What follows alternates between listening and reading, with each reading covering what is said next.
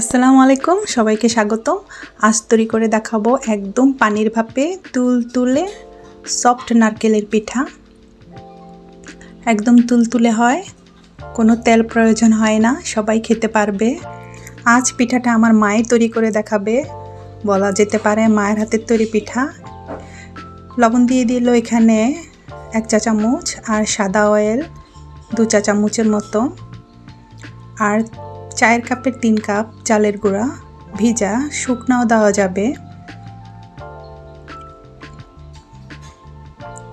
প্রথমে পানিটা কিন্তু ফুটিয়ে নেওয়া হয়েছে, এখন আঁচ কমিয়ে দেওয়া হচ্ছে। আঁচটা এখন বাড়ানোই আছে, মিডিয়াম আছে।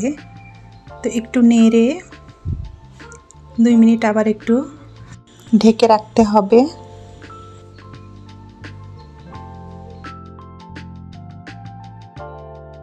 ঢাকার পর এটা হয়ে গেল। একটু গরম থাকা অবস্থায় একটু ভালো করে এটাকে মেখে নিতে হবে।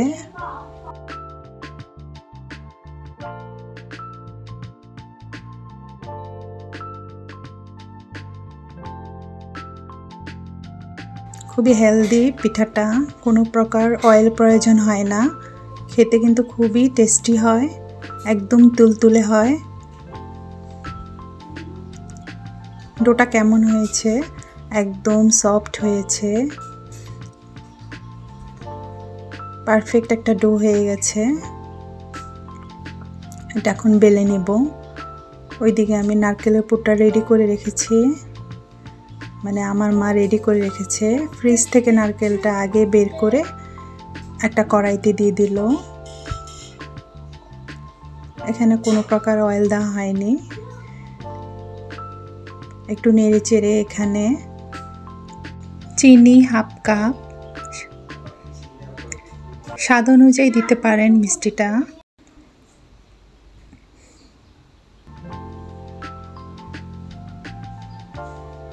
স্বাদ অনুযায়ী লবণ, দারচিনি কয়েক টুকরো, 3 পিস এলাচ দানা ছেড়ে দেব।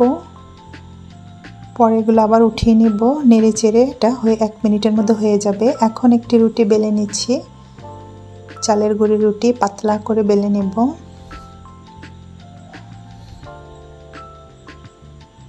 আর নারকেলের পুরটা আরও 1 মিনিট নেড়ে নামিয়ে ঠান্ডা করেছি। এখন পুরটা দিয়ে দিচ্ছি, দিয়ে একটা শেপে কেটে নিচ্ছি।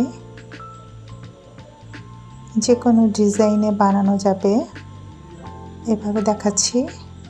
আরেকটি ইউনিক ডিজাইন দেখাবো। আমার মায়ের হাতের তৈরি পিঠা। কে কে মায়ের হাতের তৈরি পিঠা খেতে পছন্দ করেন কমেন্টস করে জানান। প্লিজ চ্যানেলটি লাইক দিয়ে সাবস্ক্রাইব করে পাশে থাকুন।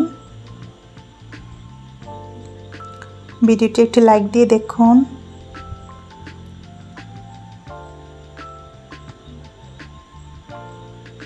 তো এভাবে 4-5টা করে নিতে হবে।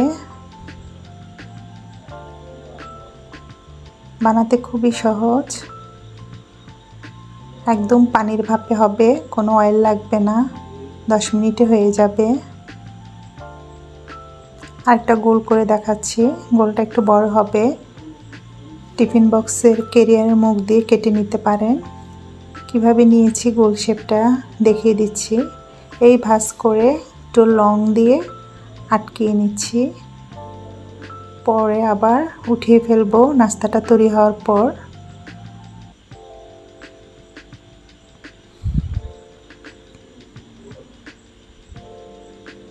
এভাবে আটকানো হলো, খুবই সহজ।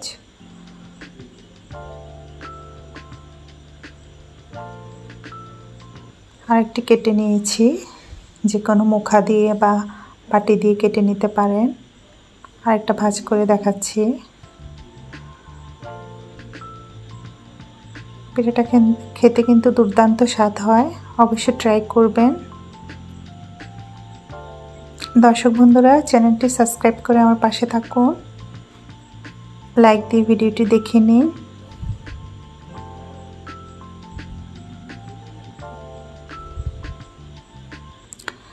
এখানে পানিটা একটু গরম করে, এটা কিন্তু একটু হাই হিটে আছে পানিটা, অয়েল ব্রাশ করে নিলাম। এমন যদি স্ট্রেনার থাকে ছিদ্রযুক্ত দিয়ে দিবেন। এটা রাইস কুকারে ছিল, তো দিয়ে দিলাম। অয়েল ব্রাশ করার পর দিয়ে দিচ্ছি।